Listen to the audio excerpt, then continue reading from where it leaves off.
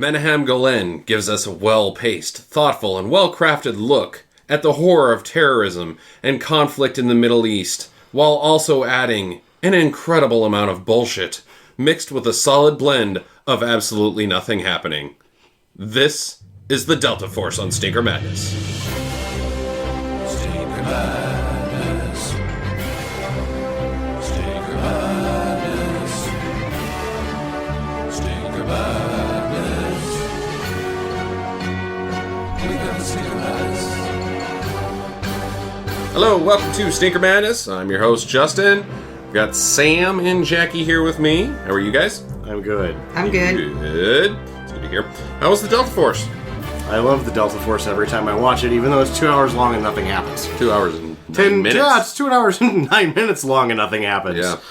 Jackie, this is your first tour of duty? Okay, so the beginning, exciting. There's a plane explosion, and I'm so stoked. I'm like, wow, starting it off hot. And then, like an hour and a half of bullshit that you don't care about. And then it redeems itself at the very end with some awesome Chuck Norris fighting. And so I was like back on board again. I did the warning help. That I was like, by the way, we're pretty much out on Norris for the next hour, and there's going to be a whole other movie happening here about a plane getting hijacked.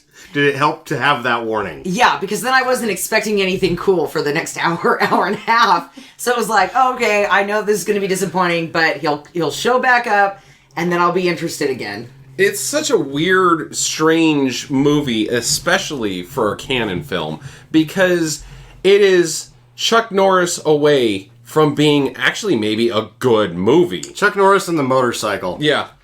It's so ridiculous, but the whole terrorism thing, the plane hijacking, I literally was uncomfortable. Like, I was attached to these characters that were going through such a horrific experience. I was like, this is horrible. It's frightening. Like, usually terrorism is not portrayed very convincingly on film, and you're disconnected from it. And this is, mind you, a whole nother era than our current era of terrorism, like we discussed in the Point 5 episode, where we didn't even foresee things of mass destruction happening in the realm of terrorism, and it just was kind of always portrayed like, hey, these are the bad guys, these are the good guys. The good guys go in, shoot all the bad guys, credits. That's how these movies usually work, but this isn't like that at all. You wonder who the main terrorists are, what they're doing, why they're sometimes... Are they going for, like, Stockholm Syndrome with some of the people? Like, because they're extremely nice to the women and children, kind of. Kind of, yeah. But awful bad guys at the same time at other points, and it's a strange film, and then all of a sudden you got freaking explosions all over the place, and Chuck Norris flipping, and motorcycles, and jumpings, and dune buggies, and explosions, and rocket launchers, and all the other banana business that goes with it. And, go ahead, Jackie. Well, I thought they did a really good job for that hour and a half of boring bullshit, making you connected to some of the passengers on the flight, which made it harder for me to watch a little bit, because now that we know that these things can actually happen. That's it. I do wonder, the character connections were like, oh. I wonder if in 1986, if you had seen this as the exact same person you are now, having never gone through all of the things that we've had to go through, if you would have a different feeling because you're affected by terrorism in a much more different way than you would have been in 1986. Yeah, 1986, it's in somebody else's country. It's not going to come here. Right. And so you're like, oh, come on, they're not going to hijack an American plane. But now it's except for flight... TWA Flight 187 or whatever. Yeah, 159 or whatever it was. But that this film is based off of. Based on, That happened the year before, in 1985. So in 1986, you're watching, like, I remember that happening last year. Mm-hmm. Maybe. I don't know. But it wasn't the same thing, like, it wasn't as you're saying, an on-American soil terrorist event. Mm-hmm. Right. And, I mean, I was invested in the silver anniversary couple. Oh, yeah. Where they're taking the men away from the wives is frightening. It is frightening. And the old lady, when they take her husband And she's like, I'm gonna go with him. I am his Yeah. wife. Shelley Winters nails that. Oh, Oh, yeah. absolutely. And it was just heartbreaking. I mean, it was just like, oh my God, this is like actually some good acting. Like, I can't even laugh at this point. Who's the old guy that he's one of the Jewish guys? He's, I think, the first guy that gets chosen to go in there. He looks extremely familiar, and it may be just that he looks like everybody's grandpa ever. That's whatever, Marvin Balsam. Right, That's okay.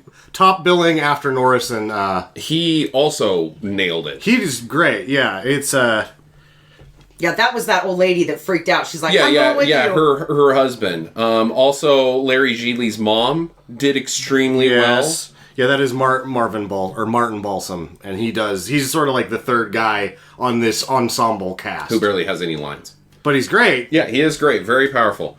The whole hijacking thing was like, I didn't care what the Delta Force was doing. I just didn't care that they were dicking around, jerking each other off wherever they were at, waiting for the go order, red team go. I didn't care. I cared what was happening on that airplane. Yes. And then they get off the airplane and you're like, oh, well. And then the Delta Force starts happening again. Yeah, the movie totally shifts gears as soon as the airplane's over. Like, Chuck Norris has, like, his own gear of film. Uh-huh. Like, oh, Chuck's back. Now we've got motorcycles with missiles. We have punches. We have a guy who's whispering from 20 feet away from another person, and they can still hear him. Indeed. Why does he whisper to everyone all the time with the whispering, Chuck? I also feel like if there's a show to be stolen, it's stolen by Robert Forster in this movie. Is that the priest? No, he's the bad guy. terrorist. He's the main bad guy. Oh, yeah. He does a real good job. Yeah, he does do a real good job. I didn't know he was capable of pulling that off. I like would not Robert- have figured. I wouldn't have the lead terrorist in a plane hijacking in 1986. Got to be Robert Forster. Really? He nails it in everything, dude. He's Yeah, he is really good. He is strong. good Like, his performance in The Descendants is probably the strongest performance in a great movie. He's very good in that. I always think of him as the I can't remember the character's name, but the white guy, the cop in Jackie Brown, which is a really not good movie. Sorry, any fans of that. I do not like that movie, but I really enjoyed his performance as just kind of this guy that was in a situation that he just had no experience to deal with, but he was completely cool and calm throughout the entire thing. He's also really good in Vigilante with him and Fred Williamson. That's a fun movie. I haven't seen that one. Yeah, Vigilante's real good. Yeah. For a sleeper, anyway.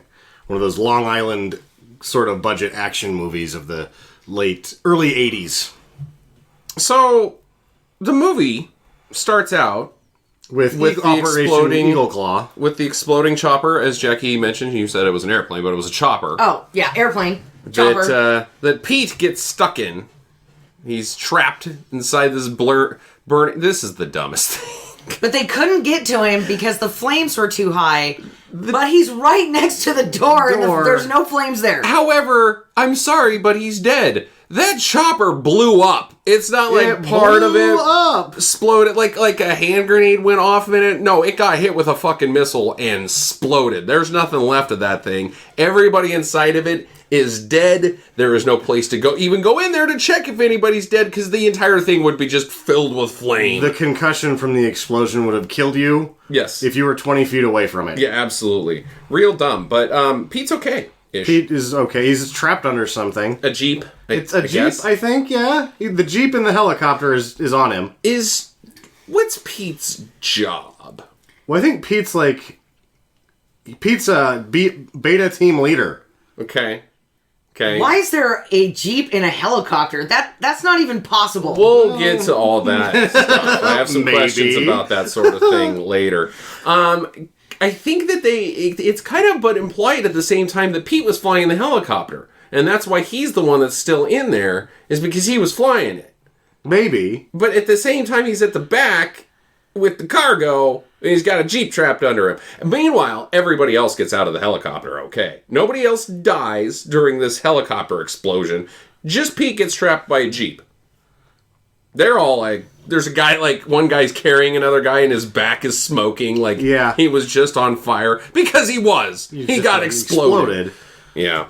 But Pete gets out of there, and you get... McCoy Yes, goes Scott. in and Scott McCoy lifts a Jeep. He takes his shirt off to reveal the the Delta Force collection camouflage sleeveless. He has to take his shirt off because the Jeep is too hot to touch. Yeah, he burns his hands trying to pick up the Jeep, so he uses his outer shirt to... Like an oven mitt. Like an oven mitt on the Exactly. Jeep to lift it up just enough so that Pete can move his leg just enough so that he can drag Pete out of there. How hot? Let's do some science here. So, okay, How hot? some science after everybody gets fucking blown up. How hot hot would it be?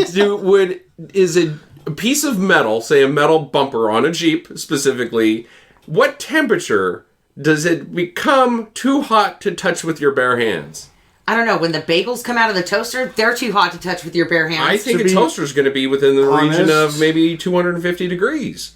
But And that's dangerous to start grabbing bagels out of No. that thing right when it pops up. nobody's going to be alive at 250 degrees. Can you do it at 170 So degrees here's metal? something that, because I had a heat assist laminator for a while, the top roller will get hot, and the hottest that I could really leave my hand on it, it's like once you get past 135, it's too hot to touch. I had to run it at 150 a couple times, and you don't want to leave your hand on it at 150 degrees Fahrenheit. Can a man survive An explosion in in a helicopter in an under a area Jeep where metal is at 135 degrees, based off for of a your while. estimation? I don't know. Wouldn't it sear your lungs? I think it sears See- your lungs at like 134 or something like that. So if you know the answer to this, podcast us up. Yeah.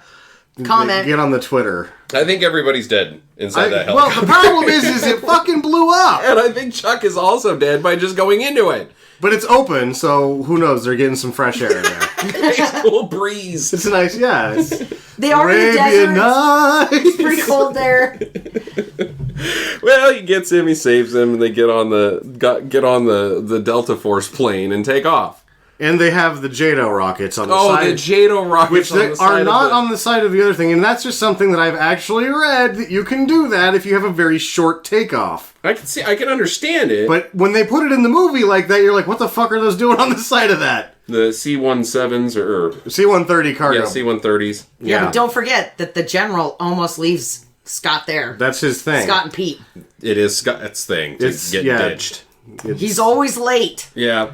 Because he's always, you know what, He is always late. he's just going to do his thing. Is he ever on time? Well, he has good excuses at least twice. Once he's saving Pete, the other time Yeah. he's beating the fuck out of Robert Forster.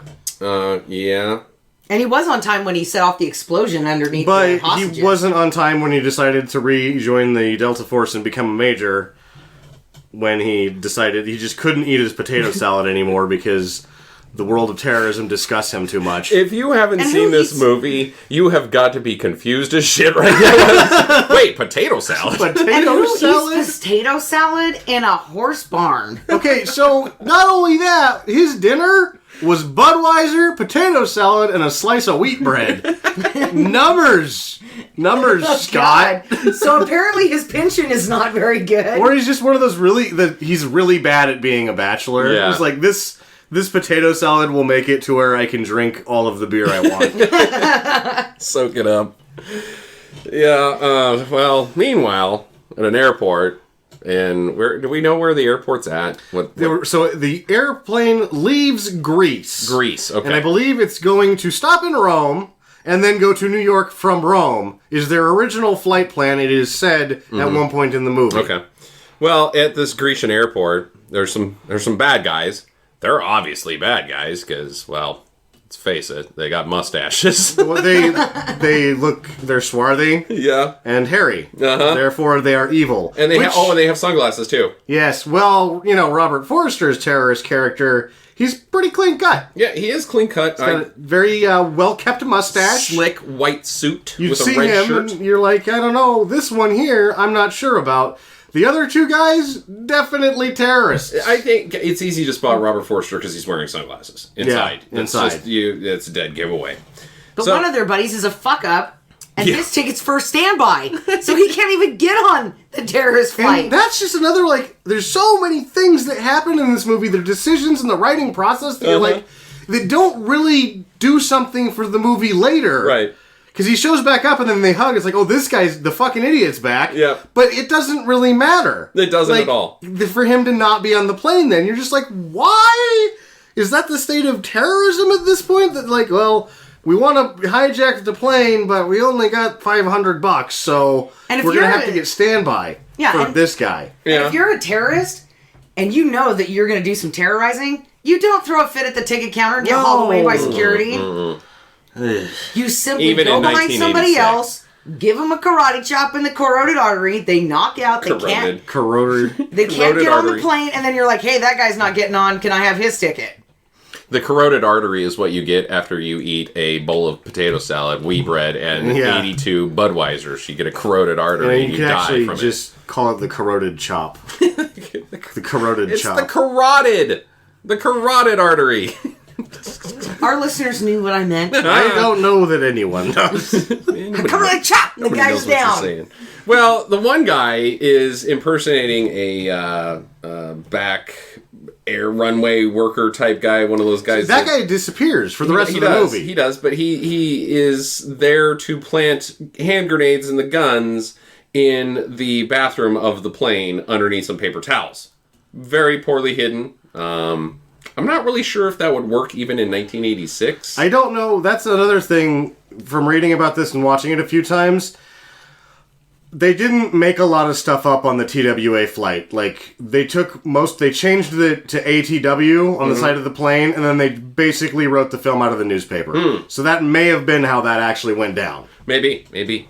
I'm not a history expert on the TWA hijacking. Well, that's true. And I mean, how many airplanes do you get on and then immediately pull the paper towel rack down to see if there's a gun behind there? There's a paper towel rack on an airplane bathroom? Yeah. No, you take a poop or a pee-pee and you're just sitting there like, well, I don't even have toilet paper. They're minimal facilities inside of one of those bathrooms. What? They're icky in there. Don't use an airport bathroom or an airplane bathroom. I had to because the flight from Atlanta to Salt Lake is like 6 hours or something. So or 5 hours, and you got to go to the bathroom in a 5 hour period. I had to pee in there. I peed in there. I try not to piss all over the place, but you're right. There's only so much of everything. So even if you piss all over the place, you just leave it there, Right. rather than even try to clean And it up. don't even bother washing your hands. Have you ever washed your hands? Either of you I don't guys even in an want airplane? to touch the airport The bathroom water, door or airplane. Just the water itself is the most disgusting, rancid, yucky smelling thing ever. Like when you get a sponge in your kitchen wet and then you don't dry it out and you leave it in the kitchen for about a week and then you come back to it and wash your dishes and then you smell your hand that had the sponge in it and you're like, ugh, that's icky. Like, that's worse than Fremunda cheese. That's the smell of that bathroom water. It is gross in there. Maybe it was better in 1986. I don't know. Well, they didn't look like nice paper towel dispensers. Yeah, it was just a stack of stuff. Yeah. It wasn't even a dispenser. It was just a shelf of paper towels. Yeah, I don't know. No, it was where a dispenser. Thanks for not paying attention to the movie. It was a dispenser. Yeah, he opened the dispenser and put them inside. It looked like he opened a shelf. No, Well, he opened it. Whatever. Okay, so there's grenades on a plane, which is a terrible idea.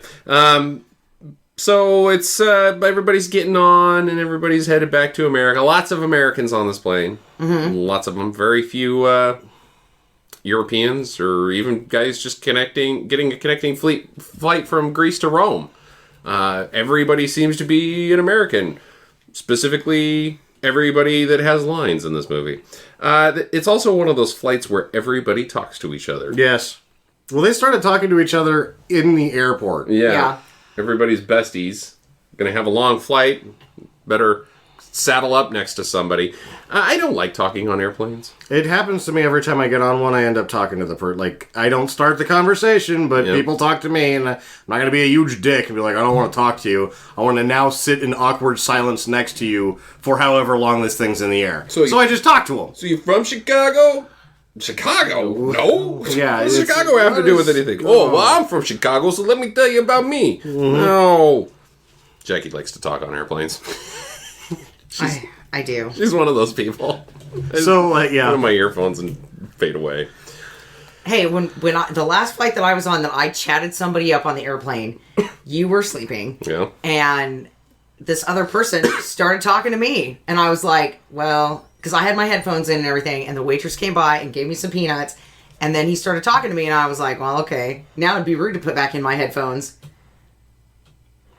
And then Good story. So in Yeah. the Delta Force Yeah, movie, the Delta Force movie. they're on an airplane too.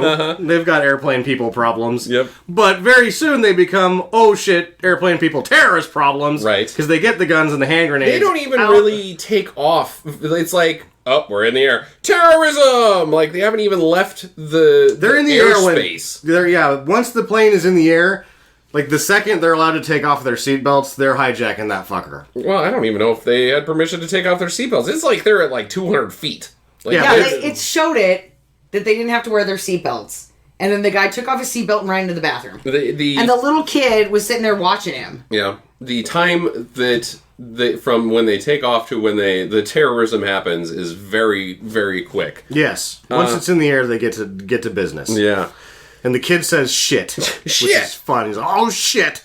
Nothing funnier than a kid swearing in a movie. So the plan for the terrorists is to take over the cockpit, of course, which is standard procedure, as I understand, with a hand grenade. That's not so standard procedure. That whole thing doesn't get, like, there's just things about this that, like, it's very real, and then it's not very real, and then it's very real. And the way that whole thing goes down with him trying to get her to open the cockpit door, and then when it opens, he's standing in the wrong place, so it hits him in the fucking face, Right, which and he causes drops him the to pin drop of the grenade. Which doesn't matter. It Because eventually- if you pull the pin, it doesn't matter if you've dropped the pin or not. The grenade is armed. You have to let it go. to let it go, and it becomes a live grenade. It doesn't matter where the pin's at. But at the same time, if you have a grenade in one hand and a gun in another hand, and you're holding people hostage, you can't really pick up that pin. He had Well, to why have does her he need pick to it pick up. up the pin? That's the thing I'm trying to say, is that, like, this is just a bad circumstance for this guy. Don't take over a plane with a grenade! Yeah, maybe not. But at least they know you mean business. Anytime that you have a grenade, that what it says is that I know enough about planning that I can relate a lot of my mistakes with the device in my left hand. Like, I'm not a thinking man, but I know that this will just sort of circumnavigate a lot of that problem. And anyone dealing with somebody holding a hand grenade realizes they might not know what they're doing exactly, but at least they're fucking serious. Well, the pilot is savvy enough to flick the emergency switch without the terrorist really knowing that he does it, which sends the signal out to the masses that this plane has been hijacked, Yeah. and eventually gets word to the president. The president authorizes Delta Force to get involved. To assemble. Yeah. A Phase 3 alert. What we need to do is get some guys together. Don't do anything with them yet, but you round them up. Round Right. up the boys. In the warehouse, wherever you guys keep your stuff, just go there, hang out, wait for the call. I like that also when they assemble the Delta Force, Robert Vaughn, who's the general, he comes in. General and Woodbridge. General Woodbridge, and he says, "We need to make a plan, boys." And then he just gets on the phone and tells Lee Marvin, Colonel whatever, to round everybody up. And then he hangs up the phone, and then it's the end of this, and that's his plan. Like, all right, you guys and I are here to make a plan. I'm going to call this guy, hang up. You guys are going to do absolutely nothing. That's the plan. Right. You know, we should mention also that this is movie number 2 in a ongoing series of Inaction, Inaction. Karl's top 3 non-happening movies. What did you think of this film, Karl? Karl is sick. Karl? Where's Karl? Karl was supposed to be here, damn it. Well, I got sick. What do you do? Yeah, so... It's going around. Stay tuned for Karl's return Well- next Sam pick. Well, then it'll be fine, because Karl probably knows a little bit more about Megaforce than I do, whereas I know quite a lot about this. I might know more about this one. You should dual roll Sam and Karl at the same time. I don't know about that, but I know I'm more just going about to go to this you one and be than- like, so what do you think, Karl? You have to do your Karl impression. Well, Chuck, as we know, is eating potato salad while they're assembling. Is he unreachable? Like, why isn't the No. first call like, Chuck, we need you? Because Lee Marvin, he quit, so Lee Marvin is operating When under did the he quit? assumption... He said at the beginning of the movie, when we get back, I quit. Why? Because the shit went down with Operation Eagle Claw the wrong way. They were going to leave Pete behind. He doesn't like it anymore. He's out. Huh. And he also, because he's out, has let his shit get out of control. And this is the only movie that you get both Norrises. You get the mustache clean cut Norris, and then you get the woolly Norris. Right. And he's with the potato salad. He's let his hair go, and he's the Norris basically from Invasion USA. You don't have mullet Norris though. He's just got Norris hair. Norris it's not hair. mullet. Yeah, It's the same all over. but Goofy. Pete did call him. He did call him, I guess. No, but that's- Steve we- James called him. No, I thought it was Pete, not Steve James. Well, Yeah, somebody Pete called called- Billy is Steve James, right? Somebody calls him. They don't get a hold of him, but he sees that the news happening on the TV. Bobby is Steve James. Yeah. So he knows what's going on. He's just about to eat some potato salad, and he's like, "Shit, can't eat this potato salad." I also gets mad at the potato salad. I think that he's also, it's like sort of a statement of where his life's at. Mm-hmm. I think he's one of those guys that got the potato salad because it was there, but he just doesn't like it to begin with. Sure. And that's where he's at. He's got Budweiser, a slice of wheat bread, and some potato salad because he doesn't know how to live life not shooting at people. I guess I better get back in because this potato salad's pissing me off. So they're loading up the plane and getting ready to take off wherever they're going, and they've got motorcycle guys just ride their bikes up into the plane. You already know that there's going to be some dune buggy action later because they got that in there. And hey, did you get a hold of McCoy? No, maybe I don't know what's going on with him. Then he just shows up. I'm ready to go. I bet he's on his way. Yeah, Yeah. sure enough, he is. He shows up, and he's got a 4x4 because he's Chuck Norris. This one's a Blazer. It's got a Yosemite Sam sticker on it. It's probably his car. Well, meanwhile, back on the plane, as we know, now these guys are the bad guys are theory is that they're Palestinians or Lebanese. Beirut. Well, no, I don't know. Maybe, whatever, which is Lebanon. So, anyways, they have a problem with, obviously, Americans, Western civilization, specifically 3 Marines, Navy guys that are on the plane, or divers, I don't know what that means. They dive. They dive. There's also some Jewish people on the plane, Israelis, and so they round all these guys up. There's a whole sequence of things that have nothing to do with the plot about how they round them up, but it is frightening. The as we feelings of discussed. the world. Again, here come the feelings of the world. Round up all the Jews. Then the stewardess, she's like, I can't, I'm German. And then it goes into that whole thing. You got... She can't because it's too familiar to the Holocaust. Yes, Rounding up exactly. all the Jews. And then you have Martin Balsam's character. Was part of the Holocaust. He's got the tattoo. That's right. Yep. So, there's just He's all like, this... here we go again. all this reality starts pouring back into the movie. And you're like, holy shit, this is heavy. This is a really good, heavy hijack movie. But then they show you that, oh yes, remember, Chuck Norris. Don't forget Chuck Norris is in this movie. Don't you forget where we're going to end up here. Don't get too serious. Yeah. So they take all the Marine guys, the U.S. Marines, and the Jewish people, and they put them in first class. The Jewish men, not the ladies. But they're all up there in first class, so I guess they can get abused. George Kennedy takes one for the team. He's not technically Jewish. He's a priest, a Catholic priest, but he volunteers because, you know what? Hey, we're all playing for the same team here. Us against you guys. So I'm gonna be with these guys. George Kennedy's great. Yes. You got a problem with George Kennedy, you got a problem with this guy. Which isn't really saying much because George Kennedy is a huge mountain of a man. Yeah. I am not. He does not need me on his side. He has, when he did, at various points he puts his hands on people, you could just tell the scale of the man, because his hands dwarf other people's shoulders and heads, and the guy's hands are giant. It's like he's holding a basketball, but it's a whole person instead of a basketball. He's a big dude. They put the Jewish guys and the Marines in first class, and they're landing the plane in Beirut. And I think that this is all part of the plan for these guys, is to land the plane in Beirut. I don't know why they chose Beirut or whatever, but the plan is to get more terrorists on the plane. Yes. So they land in Beirut. The little machine comes over filled with terrorists, 20 guys. Yeah. And they fill up the plane with terrorists. Now, Delta Force is thinking that there's only 2 guys because that's the intelligence that they have been given. That they could easily take a plane with just 2 terrorists in it. We're going to storm this plane. So the bad guys in Beirut take off.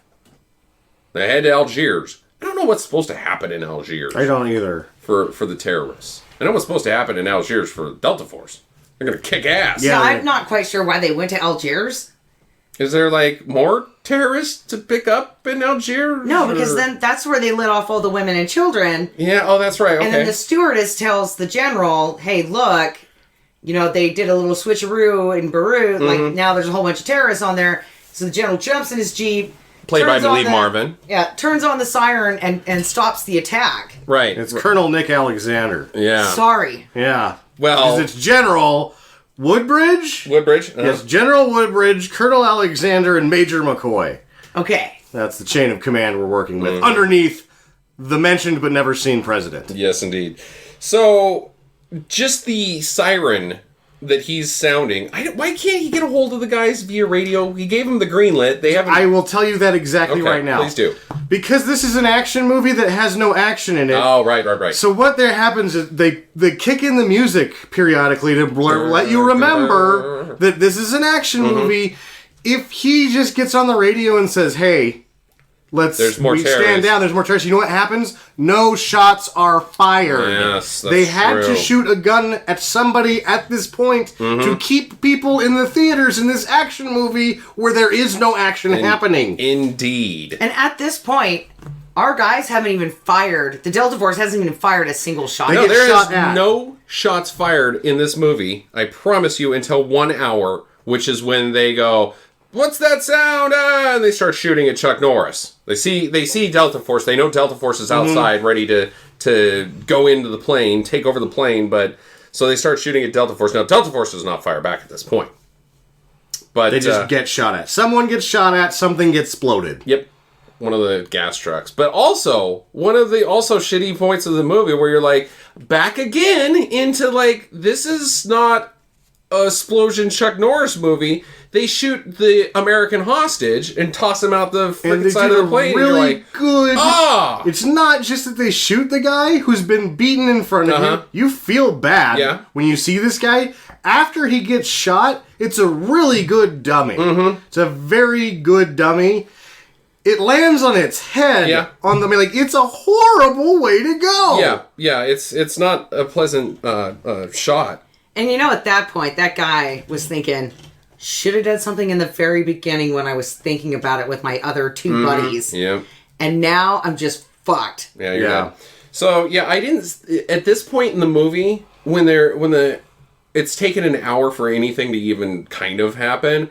I was thinking, okay, at the end of this film, the only people who will have died in this film are Pete and the terrorists. Mm-hmm. I did not see any of the plane passengers So dying at this point. you see Pete dying already. His name is Pete. Yeah, it sucks. Dead Meat Pete. The Pete always dies. Pete always dies. It's another fun, weird thing about the movie, because we're already going to talk, later we'll talk about how Pete goes, how Pete buys it. The beginning of the movie is saving Pete. So it's just strange to hey Norris, go save this guy that's going to not make it through the movie. Yep. Yeah, no, I saw that coming a mile away. But now, terrorists are like, abort, abort, abort, we're going back to Beirut. So they head back to Beirut, which is where they have the male hostages in some church. School. They're in a school. School? Across from the church. Yeah, they went to a school across from the church. That She's has right. prison facilities in it. They've turned it into that. Okay. They actually have a conversation. Joey Bishop talks about how Beirut used to be different. Mm-hmm. And I think that's part of how Beirut used to be different. Everything has been repurposed in this area of town for terrorism. Yeah. Well, Chuck and Pete land. They're by themselves, and they land in Beirut. Recon. Yeah, Recon. Do do do do do do. So dumb. So they team up with the priest, who is at the church across the street, as you're talking about, because he's the guy that's got his pulse on the terrorism in town. He knows where everybody's at and what's going on, and so they find out that where they're holding the hostages, this recon team. But the terrorists also find out that the priest is Yeah. double dipping. All of a sudden, Forrester's character becomes Batman, finds him, pulls him out of there. They're going to bring him into the school, probably get him to talk. And they get him up to the second floor, where he then breaks free enough to tell Pete and Scott to get out of there. He's like, go. Just keep your mouth shut. Don't do anything. They don't know that Pete and Chuck Norris are right there. Instead, now you're pointing it directly at him. And then he does something else that, I mean, yes, he does have a sign on the... They are in a Volkswagen bus that has the sign of his church on the side of it. So, I mean, they'll figure it out, I guess. But you could just drive out casually. Yeah, the priest does not get shot, nor does he get pushed off of that. He jumps off the balcony of his own volition. And jump. And it's only the second story, so he probably doesn't even die. He's just laying there going, ow! And his hat stayed on the entire time. Yeah, it did. That is a nice hat. It is a nice hat. So yeah, he jumps off. Then you're like, oh shit, we gotta get out of here. Then the terrorists give chase, and we actually have action at 1 hour and... What is it? This was at 14 minutes. 1 hour and 14 minutes. We get 3 solid minutes, because it is over at 1:17. You get 3 solid minutes of action, and Norris shoots back, and he doesn't miss a lot. Chasing guys in Jeeps, chasing guys in a Type 22 Volkswagen bus. And it's a good chase scene. Yeah, it is fun. a good chase scene. There's a lot of Norris good is stunts. hanging out the door with his machine gun. Yeah. It was such a good sequence that Navy SEALs regurgitated it completely. Driving downstairs. Yeah, the whole thing is like almost shot to shot in Navy SEALs. Yeah. Of course, the bad guys are nutsacks and crash on their own for the most part. Get exploded as soon as they run into the fruit and the fruit shot. Crate of water carrying, holding containers. It's so textbook that you see the fruit in a shot, see a car, and it's like wide shot. You see the fruit, you see their bus go by it. And then the next shot is like that close shot to the side of the Jeep. Like, oh, the Jeep's moving fast. And then it's the Jeep hitting the melons that you just saw. Like, it is out of the book. If this chase scene had been filmed in the Western world, there would have been 2 guys carrying a plate of glass across the street that they would have drove right through. A guy at the side of the road changing the tire on a truck full of chickens. There would have been a semi that they would have had to go underneath and take the top of the car off and all that sort of shit. It's very textbook, but it's fun. It's good chasing. So they get away, but then they go to the beach. They get away, and the bus doesn't make it. No, it doesn't. They had to steal it. And then another thing, why even bother with this scene? Because they're like, oh shit, this thing's had it. We need to get another car. And then Norris looks, and he sees a guy with a stock truck, and he's like, oh, we've got a ride. But you never see the stock truck, you never see them take it. They're just sort of there where they need to be at the end, so that didn't even need to be in the movie. Yep. Plot convenience. It's not even plot convenience, it's plot inconvenience. Like, what are they plot doing? Ignoring. They just go and meet Delta Force at the beach is what they're doing. Is what they're doing. Is this when they come in on the boat? Yep. Yeah. Yeah, they have their little flashlight and they're signaling. Back me up here. Signal, signal, signal. Flash, flash, flash. Flash, flash, flash. Boat's coming in. Dun, dun, dun, dun, dun. Drops the drawbridge. All these dudes jump out. And they're getting off there, but ultimately all that's fucking happening is some guys are getting off a boat. To go meet Chuck. And they do. Hey, what's up? Hey, what's up? Yeah, that wasn't action. Yeah, bro. No. We brought your sweet spy suit. Well, the plan is that there's 3 different places that they need to invade. Yes. The school, some building downtown, Yep. Yes. and a pipe. Well, the pipe goes to the school. The pipe goes to the school, and that's the underground route to get into The main where they're area. keeping the hostages, to free the hostages. But the Jewish hostages and the 2 military guys are at a different one in the middle of town. Right. And then they also, the third place they need to be is the plane. But Alpha Team right. is going to... Alpha Team does the school and the plane. Beta Team does the center of town because it's the farthest way away from anything. Indeed. So they go through the pipe very slowly. It's And this was a tiny pipe. It doesn't look as big from the outside. It's sort of like the Spice Girls bus. I think it takes them, from the time they get to the beach, I think, until they blow the explosives to go through where the hostages are at, I think it takes them probably 30 minutes of film time to invade headquarters. Yes, For there's action to happen again. Sort of setup. While action is happening, quote unquote, but it takes another 30 minutes of movie time for anything to actually happen. Before shots are again fired. Yeah. Or it starts with an explosion, but yeah, and I don't think I've ever seen Norris scuba other than this movie. Mm-hmm. This is the only amphibious invasion of Norris. He does that. He leads the team through the pipe and then sets the charges. Underneath the floor, exactly where the hostages are. Yes. They blow a hole in the ground so that they can go up and shoot all the guys. But when they show that explosive stuff, it looks like cat turds or something. Yes. And then he starts passing out these turds, and everybody starts rubbing them in their hands. I'm like, what the hell is going on? And then they start putting them on there, and I'm like, oh, it's an explosive, not a turd party. I thought that they were like backwoods cigars. Yeah. And like, oh, we're gonna smoke some cigars first. I guess that's kind of cool. It might tip them off to where you are.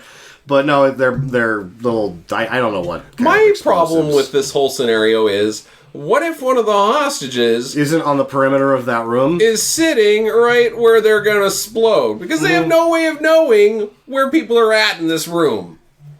And really, No, honestly, they don't. everybody in that room dies. Because, the concussion blast. Yeah. Or they don't... Because, like... The other thing is it blows. Like, he hits the button, flips the switch, it explodes, and then they're like ninja fucking out, like halfway up, waist high out of this hole, shooting everybody. What are they standing on? That four-way ladder thing. They had a ladder? Yeah, the with a four-way platform ladder. on it. Alright, but still, if you blow the floor up, it's going to be like floor falling. Right. And this is not a thin floor. No, this it's is concrete. a concrete, thick floor. They would have been conked in the head by debris raining down. The debris falls, and then they're like, well, now we got to clear that stuff out of the way so we can get our ladder in there. Right. And it's not going to happen And Wait. so good. The ladder was already there. But it would get crushed by all that shit. It showed it coming down off the ground, and then it broke apart on the platform. The 4 pieces of ladder the ladder is a concrete crushing device. That's right. Either way, it's not a good plan. And the bad guys, where do we shoot? Where are they going to come from? You just point at the hole and start firing. Yeah, throw a grenade down there. Yeah. That's the time for your grenade. Or just start shooting hostages or whatever. But terrible invasion. It works out real well because they Perfectly. just pop out of the hole immediately and start shooting everybody without shooting any of the hostages. And even though the terrorists who are getting shot are dying with the triggers pulled, Yep. spraying bullets flying everywhere. Except for where people are sitting. Yeah, Ridiculous. but they get them and they get them out. Or they get in there and they get to them, and then Bobby, Steve James' character, takes over that, and then Norris leaves because he's just sort of the guy that is the troubleshooter of the Delta Force. He just needs to be somewhere where he can shoot somebody again, and he starts doing that. Well, this now is not SEAL Team 6, a quiet, still stealthy invasion.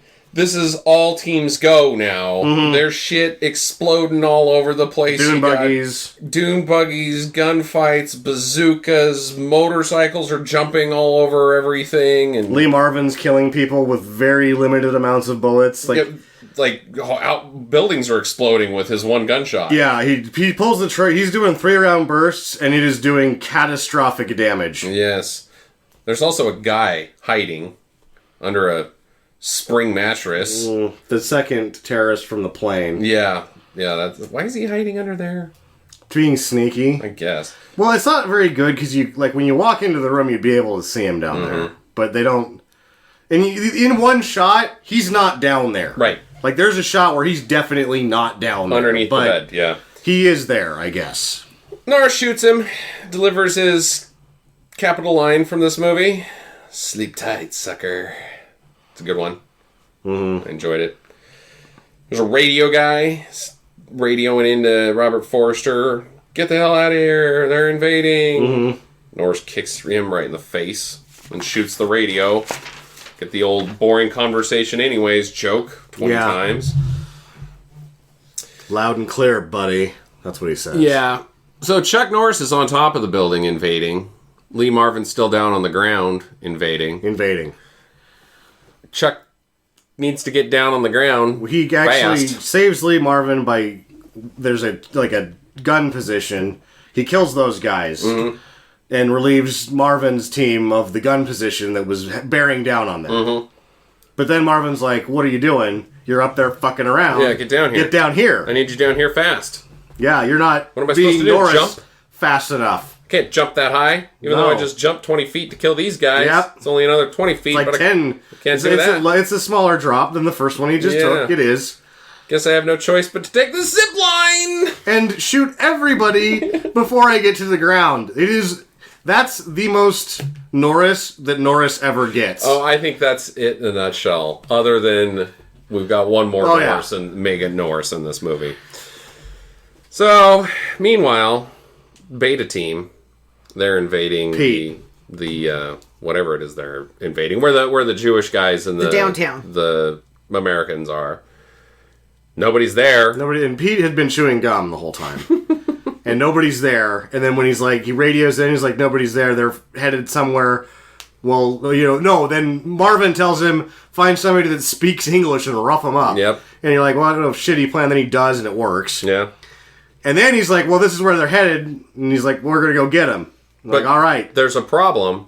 There's a shitload more terrorists on the way. Shitload more terrorists There's on the way. got to be 400 or 500 of these guys. Yeah. In vans, and they're like those cargo vans that have guys inside of it, and there's guys that are hanging off the sides of it, and guys on top of the Flatbed vans. trucks with there's guys. 50 guys There's inside a of each lot of of these guys. trucks, and there's like 20 trucks. There was probably, it looked like in the shot at one point when they're running up to the school right before Norris blows it up, it looks like there's about 200 guys. Yeah, it's a shitload. There's a shitload of guys. But it's not a problem.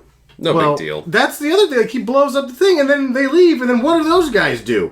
They actually turn around and run away. You never see any of those guys again. There is 500 terrorists, in theory, on their way, and all it takes is one man to stop them.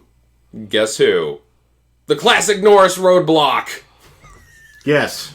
With motorcycle, on his He motorcycle. Lone Wolf McQuaid's it. He just stands there in the middle of the road like... You shall not pass. Yeah, he doesn't have to even say that. He No, doesn't have to he wave just his looks at staff. him. He doesn't have to pound it on the ground. He just Norrises. Just looks at him, and they stop, and they're like, what? Is that the... Holy oh, shit. no, it's the Norris. I don't know. Let's send these 2 Jeeps in front first.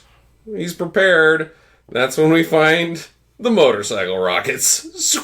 Huge explosions. Giant. Yes, and that they give some gratuitous engine work too. That like they go up and down too. So because the steering of the motorcycle will handle which that axis of the missile, but the missiles can be controlled enough that they're guided basically. The first Jeep that gets exploded is one of the best movie explosions I've ever seen because it's a Jeep filled with guys, dummies, and when the Jeep explodes, the dummies just take off into space. Yeah. There's these They're three bodies launched. going, woo! Yeah. Bits of things everywhere. It's They're like the ridiculous. sparkly parts of a firework. It's great. So they retreat. Yeah, let's get fucking out of here. Yeah, there's they just see all those guys die, and then no more mega invasion from the terrorists. But they've transported the hostages. They're in the back of a truck. The Americans and the Jews. Mm-hmm. Got to get those guys. So how does he do it? Motorcycle missiles once again. No, that's not how he does No, it. he doesn't do that. He invades the truck. He jumps on top of the truck Yeah. with a motorcycle, remember? Oh yeah, that's right. The Navy guys are in the back of the truck too. Mm-hmm. And the Navy guys decide this is time for us to take action. This is when I started to become reinvested into the movie. Oh, you were with the motorcycle rockets? It was like, okay, that's pretty cool. And then when he jumps on the side of the truck and he gets hit in the face, I'm like, what? You don't hit Chuck Norris in the fucking face? Yeah, but it is weird to see him get hit in the face. It usually doesn't happen. It maybe happens once, at most one time in a movie. Never twice. Yeah. So then when he finally does take that guy out, it was like, yeah, that's what you fucking get for hitting Chuck Norris. You should have just abandoned that truck as soon as you saw the red beard coming at you. Yeah. Just pulled it over nicely. And be like, and here just you go. here is your truck, Mr. Norris. Mm-hmm. And then jump off the cliff for him. Yeah. It fairly happens that way. I mean, he just tosses the guy out of the truck after a little bit of a fight. The Marine guy takes over driving the truck, and they just drive off to safety, and Yeah. Chuck Norris has his little fist fight. Which is one of the more dangerous stunts. It's not going fast, but it seems like the truck's going about 15. Yeah. A guy jumps from the top of the truck into the driver's area while two guys jump off of the truck, and then he steers it away. They also don't do the typical we're moving, jumping out of a truck barrel roll. They land standing straight up. Both of them in clutch together. Yeah, it's a tough one. Yeah, that is a tough stunt. But they get the hostages. They're safe. Unfortunately, we've had an accident. Pete has been shot. My prediction has come true. Pete has been shot. But he has not died. He's bleeding out, though. He's been shot, yeah, it's really... In the collarbone. He's been shot in the collarbone. He's gonna die. He's gonna die. Well, he gets shot. It looks like he gets pretty riddled with bullets. Like, he takes about 4 of them. But, I also forgot to mention that Pete, when he gives chase, he spits out his gum. Because he realizes, I'm a dickhead. If you're chewing gum, you're not working hard enough. And he realizes that in the movie. And he's like, I need to spit this gum out and get fucking serious. So, the bad guy, he gets away for about a block. He just goes to a house that's less than 500 feet away that is directly visible of all the action that is happening. Yeah. I don't know what he was doing there. I think it's his house. Is that his house? I think so. I don't know. It's a pretty nice house. He's got music on. It seems to know where everything is at. There was some dinner ready. Dinner ready, yeah. Like, oh, well, this failed. I'm just going to go home now. Yeah. Right over here. It's seriously. And it's a crane shot that shows it, too. So like, it's they're there. You can see Delta Force and of them. his escape, like his hideout, in the same shot, and they're 20 feet he apart. Even looks out the window and is watching what's happening with Delta Force down below on the street right next to his house. It's hanging so out. Oh boy! Well, Chuck knows where he's at, and he's doing the Because he can see. Yeah, he can see. Oh, he just went up over there, huh? He's on a motorcycle and he's stalking him. He's playing a game of cat and mouse, driving around the house and making motorcycle sounds randomly. I was like, are you going somewhere? Vroom. And he's not. Why would you say that? Because he's not. He's parked the car. Gone somewhere. He's in his house. He's just hanging out now. Trying to eat some leftovers and listen and watch this lady on TV shake her hips. It's Thursday at 7. It's time for Cosby. That's what I'm doing. Yeah. So he jumps his bike through the window, of course, into the house. Hits the guy with the bike. They have a knife fight. They toss him around the house quite a bit. He beats the hell out of him. Yeah, Robert Forster gets gets the hell beat out of him by Chuck Norris in this scene. But he's okay enough to run out of the house and try to get to his Mercedes again. The first time I saw this, I was really curious as to, like, why he would just beat him up and then, like, decide to leave. It's the cat and mouse thing. Yeah. Yeah. But then I thought he got his arm chopped off. When he jumps through the window. Chuck jumps out of the house through a window. He goes into the house through a window and comes out of the house through a window. But then after he smashes Forrester's arm in the car and beats the hell out of him some more, he doesn't go around. He goes back in the window and through the other... I guess his bike is still in there. His bike is still in there. Okay, so he has to go back in the house. He drives through the front door. It's so ridiculous. And then they have a stare-off, and it's like Robert Forrester's like sitting in his car going to drive away. No, he's gonna shoot him. He's got one good arm still. He's got this gun. He's trying to get it up onto the window so he can aim the gun. And then Chuck Norris is like, eat shit, bam, bottle rocket right out the buck end of his bike. The buck end. Yeah, he has like exhaust pipe missiles, which would be not good. Not working. Or they just blow up the second that the exhaust pipe got hot. And they're also unlimited.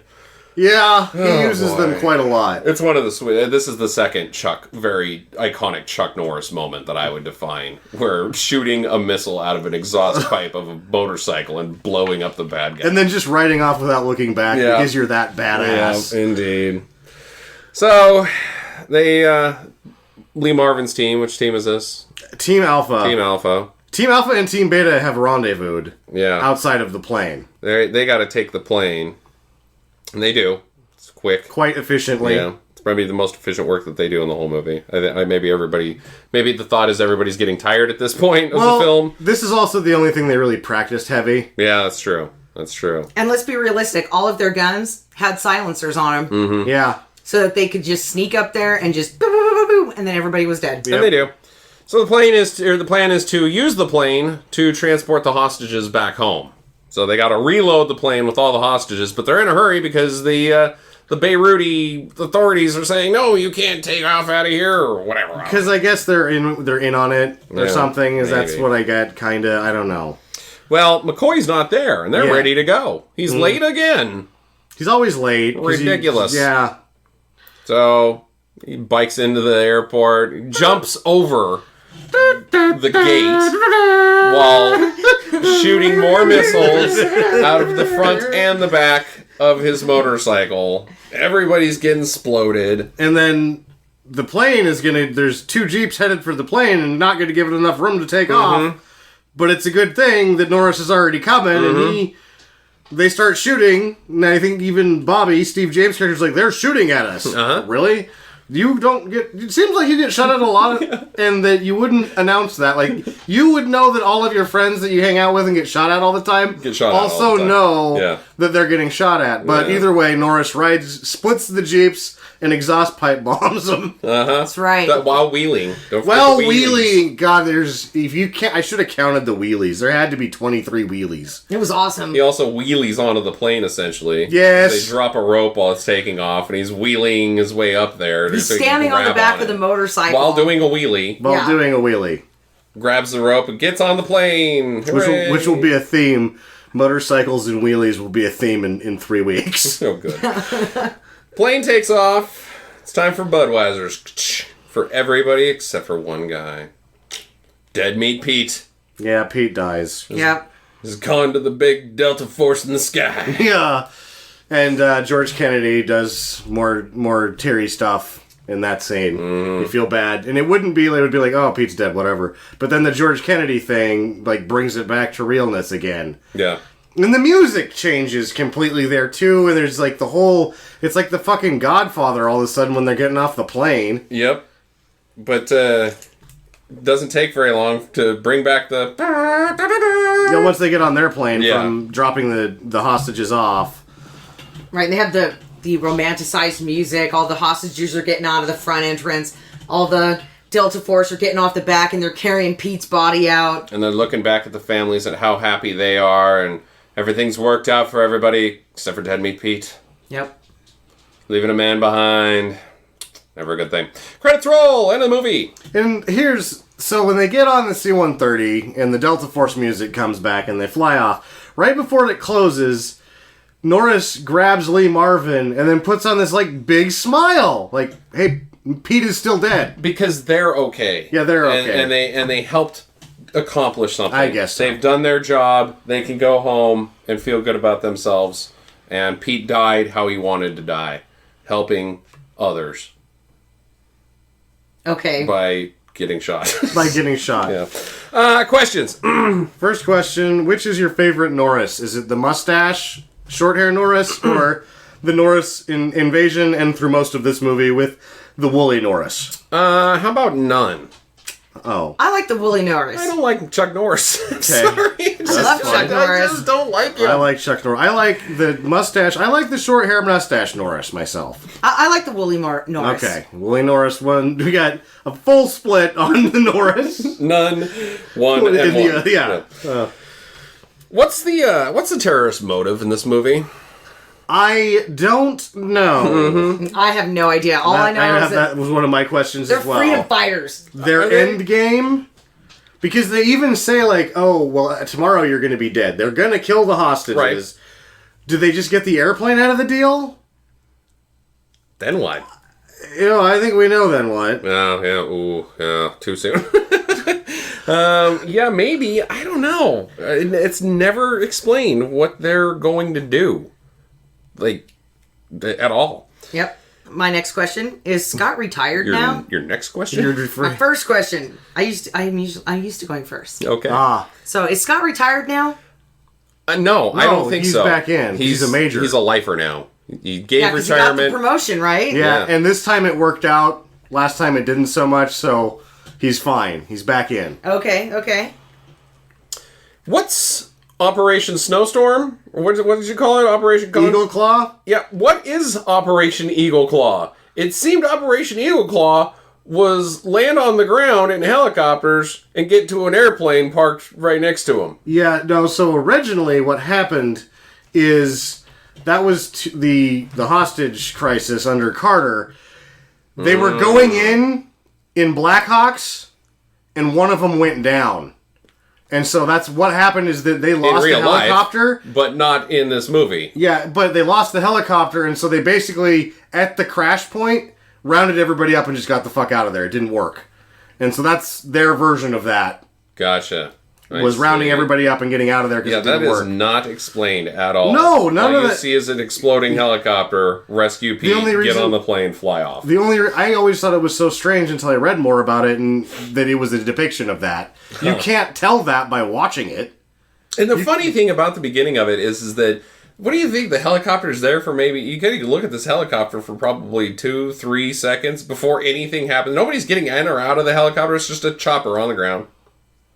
Kaboom! What? Yeah. But a very exciting opening. Yeah, Very exciting. Sam? I don't know if this is fully a question. It kind of is. Do you think Dudikoff was considered for Pete? I would have enjoyed that, but no. Yeah, maybe, but I bet you if he had, he would have been like, no, I can't die. Yeah. That's where I'm wondering. Because originally this was going to be all their guys. Because it was supposed to be Bronson and Norris together. Expendables 0.5? Or whatever. But it was going to be all their stars. Mm-hmm. And I would have thought that because there is 4 spots, that maybe originally, somewhere in planning, even maybe before Pete dies, that it was originally, because Dudikoff showed up the year before that, or maybe 2 years before that. An American Ninja. And so I was wondering if that was the 4 spots were originally going to be for Steve James, Michael Dudikoff, Charles Bronson, and Chuck Norris. Yeah. But it ends up bringing Marvin. He was not in one of their movies this year. He wasn't in one until 87. So he did 85 and then 87. So he wasn't doing anything. It's only a schedule conflict. Yeah, it's interesting. Maybe they brought in that guy. It was probably between, what I think is that it's got to be between William Wallace, who plays Pete, and Dudikoff as to be who is going to be that next marginal canon star. Yeah. And that Dudikoff wins, but it's sort of ex post facto they'd already made this movie. Right. Interesting. How do they get their toys to Beirut? In the C-130. Wait. They have tons of stuff. There's probably 30 dune buggies, 72 motorcycles, 85 bazookas. I can answer this. Chopper. Okay, go ahead. They say in the movie, land in blah, blah, blah. Israel. Mm-hmm. They will give you everything that you need. So it's the same thing as Hell Squad. Just you get your stuff there. Yeah, well, I think either the Israelis... I think basically when they get to Israel, they have full support of both governments and any assets that they require to complete their task. Problem, right. They don't go to Israel. They do. Well, they do go to Israel, but they don't... the plane. They go to Algiers first. Right, and then they go to Israel. Their stuff's not there. They weren't even supposed to go to Israel. They do. Yes, you're absolutely right. They do, because that's how they get into Beirut, is through Israel. That was never part of the plan. They were supposed to take over the plane in Algiers. Yeah, but you only need some guns to do that. Do you? Not when you're Delta Force. You need fucking rocket launchers and grenade launchers. They had the dune buggies on the C-130s when they leave America. There's no way to have that much stuff on a single C-130. No, they had at least 2. When I guess they do have 2 because they take off 2 at the beginning of the movie. Yeah, and there could be more. I don't know. Seems fishy. Mm-hmm. They also had the dune buggies I thought were coming off the boat when the dudes are coming off the boat. Where's the boat come from? It's probably an inflatable, so it probably didn't take No, up it's a lot not of an room. inflatable. It was a cargo ship. Yeah, the landing boat. I don't know. I thought you were talking about the diving boat. It's just bullshit just shows up randomly through this movie. Where did it come from? Jackie, what's your last question? It's not so much of a question as much as I just want to say Liam Neeson was looking good in this movie. Oh, yeah, I forgot about Liam. Yeah, Liam spotting. Liam spotting. He doesn't show up until they take the plane over. Right, Yeah. he was in the cotton field. Yeah, they must have needed extras. Like, oh, we're running out of extras. Get more extras. And one of them just happened to be Liam Neeson. Yeah. So the master question that I have, what the hell were these guys doing? What the hell are these, like... Delta Force or Man... Canon films. Yeah, Canon films. Because it's, pick one. Yeah. What are you doing? Yep. Are you soapboxing? Are you making an action movie? I think that you can ask that question through the whole time. What the hell are you guys doing? Indeed. I don't have an answer. Check out Electric Boogaloo. Hopefully that'll have the answer to it. My last question is this the sweetest team theme song ever? It's very catchy. Yeah. Because they used it for the Indianapolis 500 for years, Ooh, yeah. I would say yes. Yeah. Yeah. It's like the music in this the sequences in the airplane are very good, but the music in this is fucking amazing. Yeah, we'll have to, it's too good for the movie. In future, we will have to keep we'll set this as the bar, since I think we're all in agreement on that, but we will see if it can be beat. Yeah, it's my ringtone because Yeah. I think it's that sweet. Yeah. Recommendations? Do it. Do it. Do it. There you go. There's your show. Get to the chopper, unless it's being flown by Pete. Visit us at www.stinkermadness.com. Follow Stinker Madness on Twitter at Stinker Madness. Please rate and review us on iTunes and Stitcher. Thank you for listening, and get to the chopper. Manaheim. Mekalakaheim. Well, you can't get the first one out. That's just funny. The first word you fucked up.